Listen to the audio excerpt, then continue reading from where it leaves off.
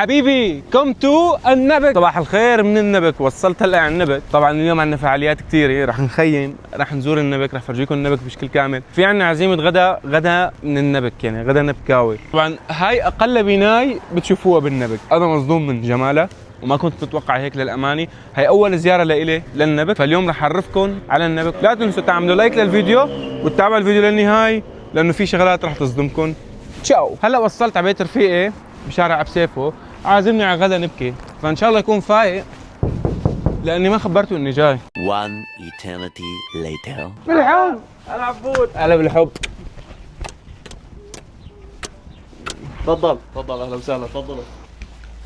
احلى شيء هون انك لما تفوت القعده العربيه. انا عشت سنتين بريف الشام، فهاي القعده حرفيا افخم من 1000 قعده صوفيات. هلا رح تشوفوا بعد شوي الاكل، بعدين نستمر وننطلق لحتى فرجيكم النبك بشكل كامل. وهلا بلشنا نساوي الغداء، فبلشنا نمد الارض الكيس. طبعا ريحه الاكل شيء ناهي، يعني عم حاول ساعدهم كرمال يعني يشوف الحمص قديش بدللهم، ما بس بيقعد. بسم الله. يلا تفضل. بسم الله. هي شو اسمها؟ الكبسه النبكيه. مختلفه تماما عن كبسه الحمص على فكره. 100 درجة. قول بسم الله. نحط الصوص هلا. هاي الصوص حكا.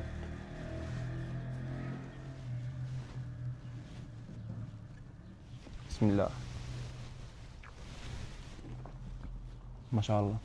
طيبه طيبه. 1-0 للنبكيه على الحماصني. بعد الاكل صار بدنا نومي. 1 hour later. وهلا خلصنا اكل وطالعين فرجيكم النبك. وهلا راح نفرجيكم تشبيبة الموتورات بالنبك.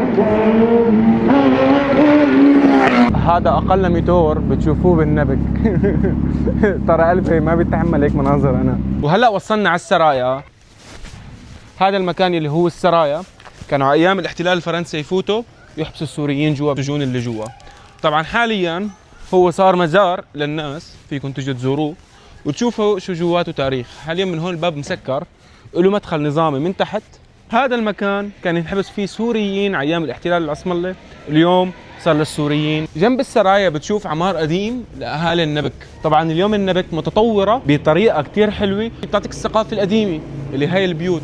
عندنا ورانا مبنى السرايا، اذا بتنتبهوا عليه بتشوفوا هو عماره كثير قديم، بنفس الوقت عمار البنايات اللي حواليه والبيوت. عندنا هذا البيت يعتبر قديم كثير. حاليا احنا رايحين على المزارع حتى نفرجيكم كيف الفرق بين العمار القديم والعمار الجديد بمنطقة النبك.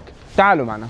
وحاليا انا على هالدرج الحلو كمالة للبيوت القديمة والعمار القديم. شوف الجامع ما قدمه وشوف العمار ما قدمه. في كنيسة، هاي الكنيسة الوحيدة يلي موجودة بالنبك. ما شاء الله النبك عمارة القديم وعمارة الجديد يعني شيء فاخر. يعني ما توقعت انه تكون هيك. انا للامانه كنت اخذ عنها فكره انه هي صحراء. عن جد انا عشت سنتين بجيروت بالقلمون، فبتفرق كثير عن النبك. النبك ما شاء الله يعني ما كنت متوقع هيك. تقريبا جمالها واسواقها يعني شبيهه شوي بحمص، وحاراتها القديمه شبيهه بالشام القديمه وبحمص القديمه. ما شاء الله. دولة النبك، لما اجيت على النبك عرفت انه بحق لهم يحكوا هذا الكلام عن نفسهم. عن جد هني دولة النبك. وهلا نحن على دوار الروابي، وراي كله مزارع. هاي المزارع جيت اصور لكم اياها بس، ولكن عن جد انه اليوم اذا بدي اصورها ما شاء الله. يعني كل مزرعة بتشوف الثاني بتقول ما شاء الله على الثاني اكثر من اللي قبلها. النبك مشهورة او ريف الشام بشكل عام بالتوت الشامي وبالتين والمشمش. هاي المزارع اللي عم تنبنى جديد حاليا خبروني انه كان ممنوع بناء. كان اي واحد بيعمر هون له مزرعة على ارضه بيتم هدمها. اليوم كل واحد صار عنده ارض بالنبك عم يقدر يبني مزرعته من اول وجديد. طبعا انا اليوم على دوار الروابه شايف كل النبك وكل المزارع من ورا. اتصلنا ان تعالوا ندوق راس النبكية. راس النبكية. حياكم الله. بسم الله الرحمن الرحيم. اول شيء بتجي طريه غير اللي عندنا. احنا القراص عندنا بتجي كثير قاسي. هذا تراث نبكي اصيل بالسمن العربي. ما شاء الله. طيبه على الاول. حياكم الله. طيبه كثير. يعني اقسم بالله العظيم اطيب من القراص الحمصيه. وفي طعم السمنه مبينه اكثر من شو اسمه الحمصيه. اكيد. ما شاء الله. هذا بحكيك على راس عمر العيار، عمر الخلطه تبعتها من فوق 30 سنه. ما شاء يعني الله. انت اذا بتيجي على هون على البيت من 30 سنة رح تدوق نفس الطعم إن شاء الله. ان شاء الله. حياكم الله. يا هلا. لك حبيب قلبي. حاليا انا بمكتب قرايبي، بس لما فت له اول مره افرجيكم هلا لفتني شغله وحده. ساعة حمص جامع سيدنا خالد الساعة القديمة. هون ما بتخلص القصة، تعالوا معي. جامع سيدنا خالد الساعة الجديدة. وما في أي دلالة للنبك، يعني نحن هون حماصنا مستحوذين على النباتني 100%. شارع المشفى لما أجيت لقيته مضوء بهذا الطرف أكثر شيء. استغربت إنه هذا المحل عامل ضجة بإضاءته، وكان في مبادرة من صاحب المحل إنه يضوي الشارع وينور الحارة كلياتها. هون هو نفسه ديفون حمص ونفس الطابع ونفس الاسعار. حاسس حالي بشارع الدبلان. وهلا وصلنا على الخيمات النبكيه. هون عادات وتقاليد اهل النبك انهم بيعملوا خيم وبيقعدوا فيها وبيعملوا جماعات. هاي الخيمه من جوا. حتى هو هذا تشيب الخرموش سوى باحمد كمش العشرة حط الصدينه حط العشرة ولو وهلا رايحين من هون على دير عطيه. حاليا وصلنا على دير عطيه، واول شيء عملناه وصلنا على الحمام التحتاني. هذا طرازه طراز معاصر، يعني حمام قديم بس على شكل حديث.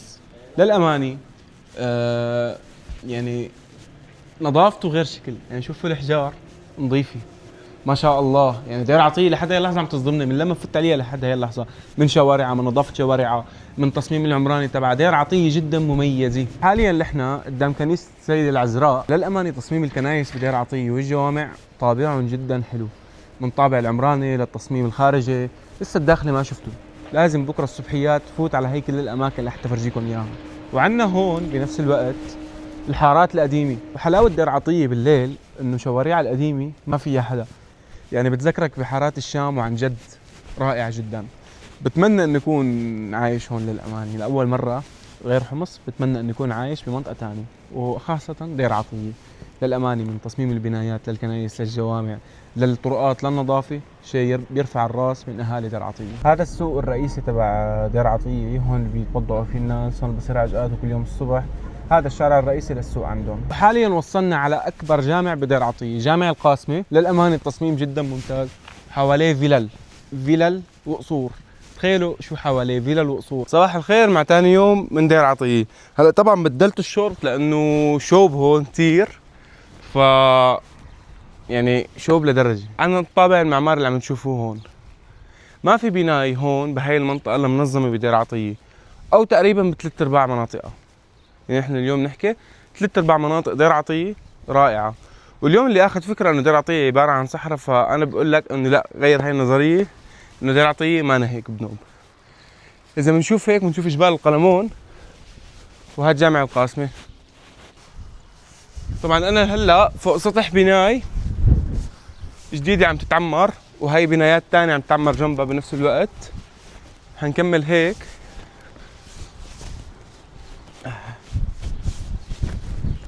ما بس مبين عليكم رتابة الشوارع والترتيبة وتقسيمة الشوارع والنظافة. طبعا كله هون منظم من ناحية الشوارع والإنارة، وحتى زراعة الشجر معتنيين فيه لأدق التفاصيل فيها، فما شاء الله. وفي شغله اللي حابب لكم اياها، انه بالنبك وبدير عطيه ما في بيت ما فوق الواحطة شمسيه، مستحيل ما تلاقي. وصلنا حاليا على مركز ثقافي بدير عطيه. طبعا هو افخم بكثير من المركز الثقافي الموجود عندنا بحمص. خلينا نفوت لجوا ونشوفه. ما شاء الله.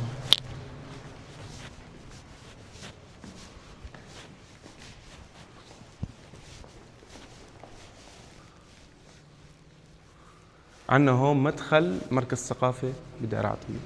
مثل ما شايفين الساحة جدا كبيرة وضخمة. هلا فايتين على المدرج. شوفوا هون، قرب اذا هذا تفرجيهم شيء بيعبر عن الفن. هلا رح ندخل على الساحة الرئيسية.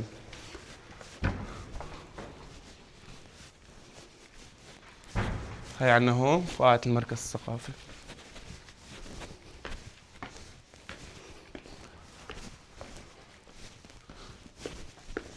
وعدد الكراسي هون بالمركز الثقافي 700 مقعد، وهون بتصير أهم الندوات الثقافية. وصلنا على مول دير عطية. قالوا لي كثير فخم، بس ما صدقتهم. فايت شوف، ما شاء الله ما شاء الله. بتحس حالك بمول كفرسوسي اللي بالشام. انا دخلت له للمول وعن جد بيشبه مول كفر سوسي بالشام. هي كنظره اولى للمول، لسه ما بعرف شو جواته.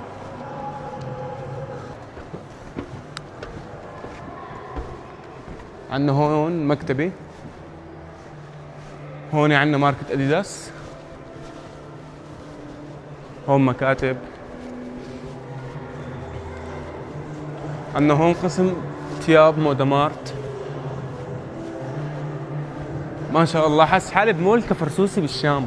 ما عندنا هيك شغلات بحمص، ما بعرف ليش. نتمنى من كل الاستثماريين بحمص انه يعملوا لنا هيك مول، عن جد لازم. شو ما حلو فيها يا زلمه. وعندنا هون صالة الالعاب، بلاي ستيشن 5، سماعات البلاي ستيشن. عندنا هون البلياردو مثل ما شايفين من برا. للامانه شيء رهيب بالمول، ما كنت متوقع هيك انه في شيء بدي اعطيه. قلت لكم كانت نظرتي عنه انه هي عباره عن صحراء مثل جيرود اول ما دخل. قلت لكم كانت نظرتي عباره عن شيء ثاني، ودير عطيه غيرت هاي النظره بشكل كامل. عندنا هون المول بشكل كامل. هاي المول، هذا الدرج فينا نطلع لسه الطابق اللي فوق، بس على الاغلب الطابق اللي فوق كافيتريات. كافيتريات الطابق اللي فوق والطابق اللي بعده. اظن في لازم يكون في سينما هون، وكل واحد بيتمسخر على كل واحد قصير. عملنا لكم هون بدير عطيه بوابه بتدخلوا منها لتفوتوا على الكافيه. هذا الكافيه بشكل كامل من جوا ما شاء الله. فيه تراس من برا صيفي فيك تقعد فيه. هي اطلالة الجامعة والسكن الجامعي من المول. بعدين هلا على الطابق الثالث لحتى نفرجيكم اياه. هذا الطابق عبارة عن كافيتريات مثل ما شايفين. هلا بس نطلع عندنا هون هي الكافيتيريا، وهاي المناطق لساتها فاضية بحاجة استثمارات. المول فاضي ما فيه عالم، بحاجة دير اعطيه اكيد سياحة، كثافة ناس، كل واحد يوم الجمعة يجي لهون. دخلنا حاليا على الكافيه لجوا، وراح افرجيكم التراس من برا. هو تراس صيفي بس اكيد بالليل راح تكون القعدة فيه رهيبة مثل ما شايفين ما شاء الله. هنيك جبال القلمون، هاي الساحة كلياتها، هاي كمان الجبال. هون ساحة المول من برا صفة الكراجات والسيارات. ما أعرف شو أحكي، اكتبوا لي أنتوا بالتعليقات شو لازم أحكي. أساسا هذا الفيديو لازم يتفجر من جماعة النبك ودي أعطيه. لازم سكان هاي المناطق تفجر الريل، وكل واحد مغترب يشير الفيديو لأهله أو للناس اللي برات البلد وفرجون دي أعطيه كيف صارت. هلا وصلنا على المونا مارت، هذا السوبر ماركت اللي موجود داخل المول. خلينا نفوت لعنده. في شغلة انه هذا بيفتح اول ما يتعرف عليك، يعني بيفتح تلقائي لحاله، اذا بتطلع ممنوع الطلعه، يعني ما بيفتح لك المجال بنوب. عندنا هون قسم البسكوت، هدول ماركات سوريين مثل دارنيتو، كتاكيت، ساما، بركات، فودو، ديلوكس شركه حمصيه. مثل ما شايفين دخلت المول لجوا، اذا بيبين عليكم هلا جدا ضخم المول، مانو عادي. واذا بنفوت فيه لجوا بنكمل. هلا فرجيكم قد ايه كبير مثل ما شايفين.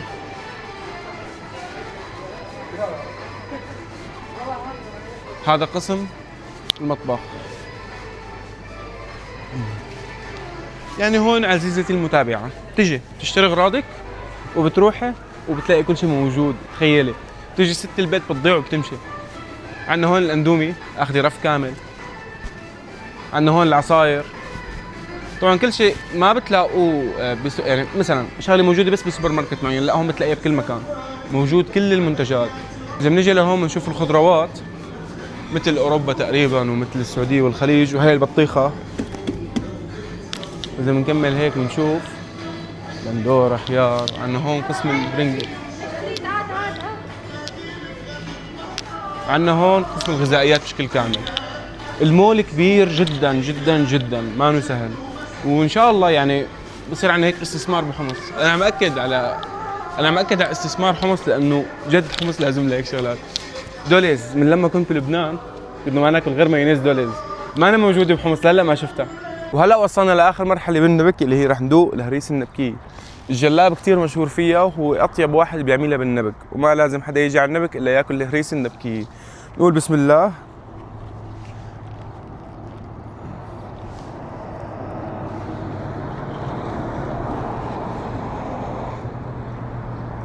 طيبة طيبة كتير،